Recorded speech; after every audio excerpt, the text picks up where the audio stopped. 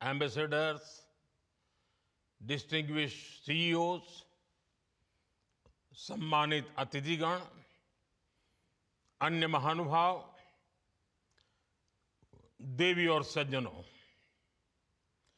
India energy week में देश और दुनिया भर से यहां यशोभूमि में जुटे सभी साथियों को नमस्कार।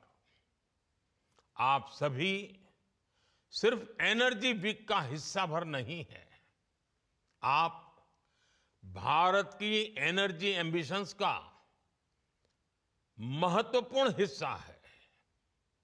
मैं आप सभी का अभिनंदन करता हूं। विदेश से जो मेहमान आए हैं, मैं उनका भारत में स्वागत करता हूं। साथियों, दुनिया का हर एक्सपर्ट आज कह रहा है कि 21st सेंचुरी भारत की सेंचुरी है।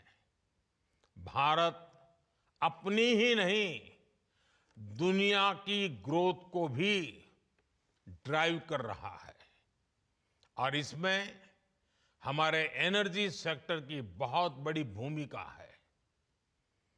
भारत की एनर्जी एम्बिशंस 5 पिलर्स पर खड़ी है। हमारे पास रिसोर्सेज हैं जिनको हम हार्नेस कर रहे हैं।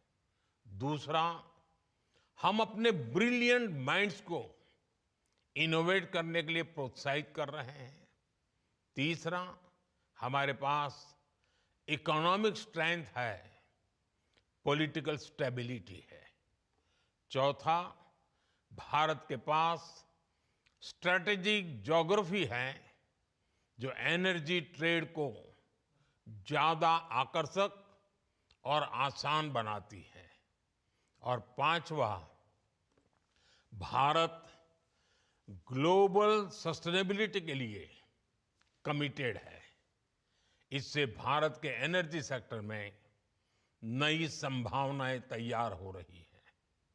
साथियों, विकसित भारत के लिए अगले 2 दशक बहुत अहम है और इसमें आने वाले 5 साल में हम अनेक बड़े पड़ाव पार करने वाले हैं।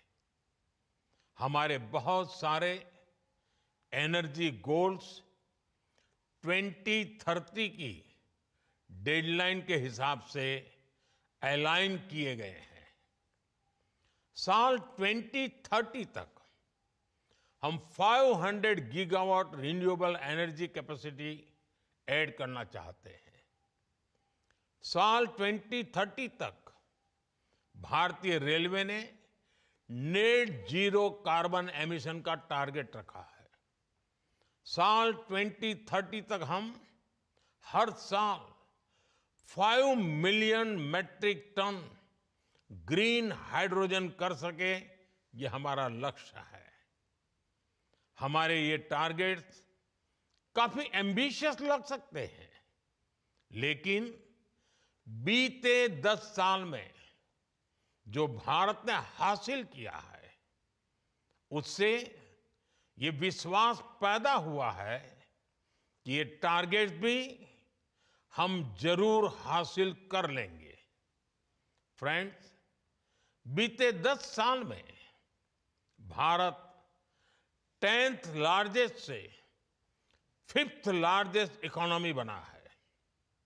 बीते 10 वर्षों में हमने अपनी सोलर एनर्जी जनरेशन कैपेसिटी को 32 टाइम्स बढ़ाया है। आज भारत दुनिया का तीसरा सबसे बड़ा सोलर पावर जनरेटिंग नेशन है।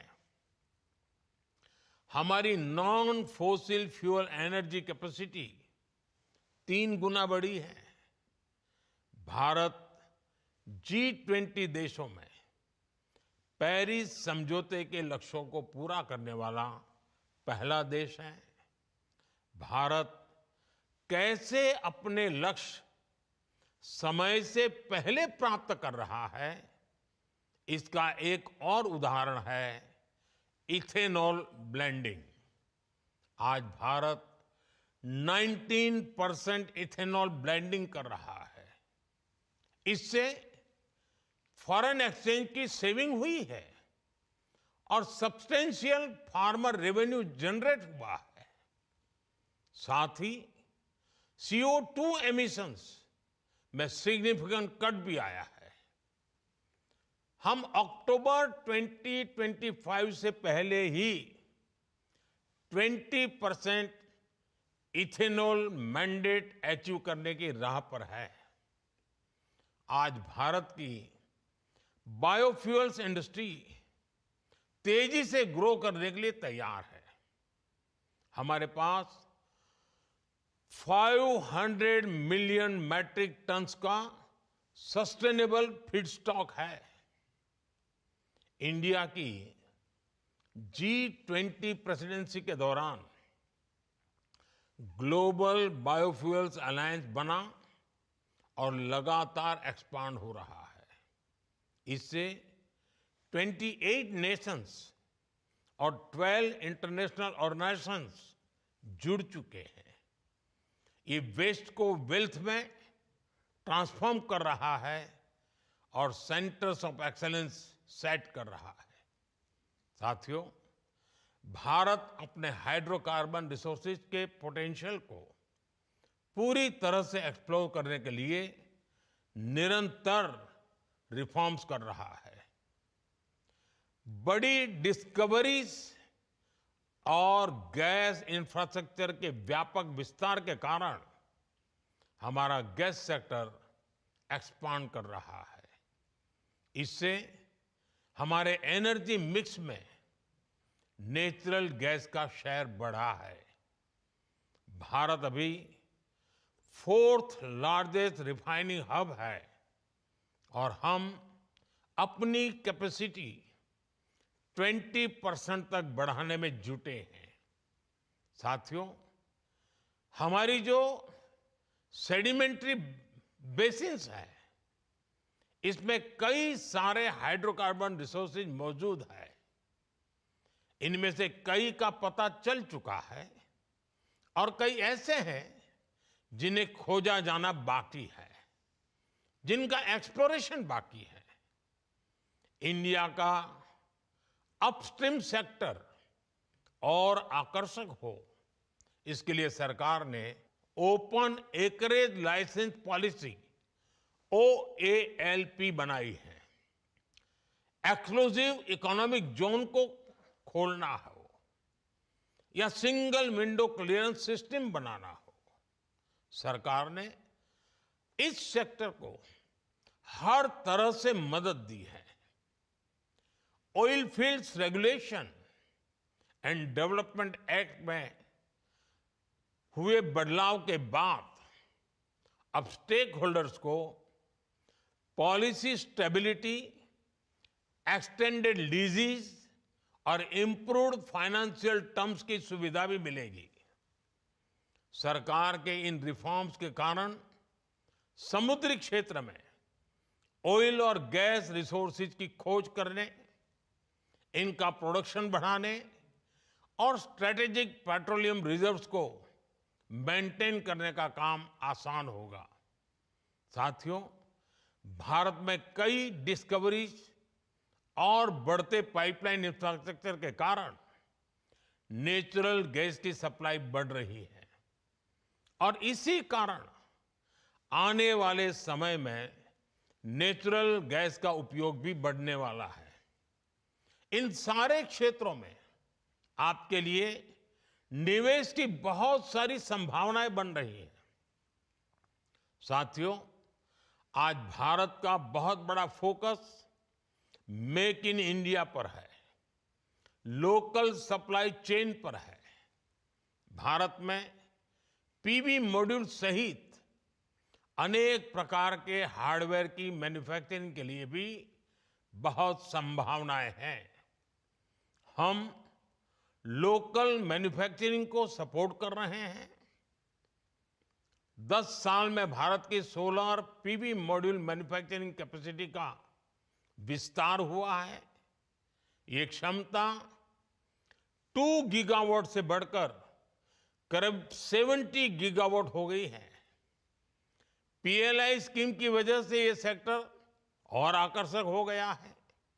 इससे high efficiency solar PV modules की मैन्युफैक्चरिंग को बढ़ावा मिला है। साथियों, बैटरीज और स्टोरेज कैपेसिटी के सेक्टर में इनोवेशन और मैन्युफैक्चरिंग दोनों के लिए बहुत अवसर हैं। भारत बहुत तेज गति से इलेक्ट्रिक मोबिलिटी की तरफ बढ़ रहा है। इतने बड़े देश की डिमांड पूरा करने के लिए बैटरीज और स्टोरेज कैपेसिटी के क्षेत्र में हमें बहुत तेजी से काम करना है। इसलिए इस वर्ष के बजट में भी हमने ग्रीन एनर्जी को सपोर्ट करने की संबंधित अनेक घोषणाएं की है। सरकार ने ईवी और मोबाइल फोन बैटरी की मैन्युफैक्चरिंग से जुड़ी कई चीजों को बेसिक कस्टम ड्यूटी से बाहर किया है। Cobalt powder, lithium ion battery waste, lead, zinc ऐसे अनेक क्रिटिकल मिनरल से ड्यूटी हटा दी गई है। नेशनल क्रिटिकल मिनरल्स मिशन भी भारत में एक सशक्त सप्लाई चेन के निर्माण में बड़ी भूमिका निभाएगा। नॉन लिथियम बैटरी इकोसिस्टम को प्रमोट करने की दिशा में भी हम आगे बढ़ रहे हैं। इस वर्ष के बजट में हमने न्यूक्लियर एनर्जी सेक्टर को भी ओपन कर दिया है। एनर्जी में हो रहा हर इन्वेस्टमेंट नौजवानों के लिए नई जॉब्स क्रिएट कर रहा है, ग्रीन जॉब्स के अवसर बना रहा है। साथियों, भारत के एनर्जी सेक्टर को मजबूती देने के लिए हम इसे जनता की पावर से लैस कर रहे हैं। हमने देश के सामान्य परिवारों और किसानों को ऊर्जादाता बनाया है। बीते साल हमने पीएम सूर्यघर मुफ्त बिजली योजना शुरू की। इस योजना का स्कोप सिर्फ एनर्जी प्रोडक्शन तक ही सीमित नहीं है। इसमें सोलर सेक्टर्स में नई स्किल्स बन रही हैं, नया सर्विस इकोसिस्टम बन रहा है और आपके लिए निवेश की संभावनाएं भी बढ़ रही हैं। साथियों, भारत ऐसे एनर्जी सॉल्यूशंस देने के लिए कमिटेड है जो हमारी ग्रोथ को एनर्जाइज करें और हमारे नेचर को भी एनरिच करें। मुझे विश्वास है इस एनर्जी वीक से भी इस दिशा में कुछ ठोस रास्ते निकलेंगे। मुझे उम्मीद है कि आप सभी भारत में बन रही हर संभावना को एक्सप्लोर करेंगे। आप सभी को बहुत बहुत शुभकामनाएं। धन्यवाद।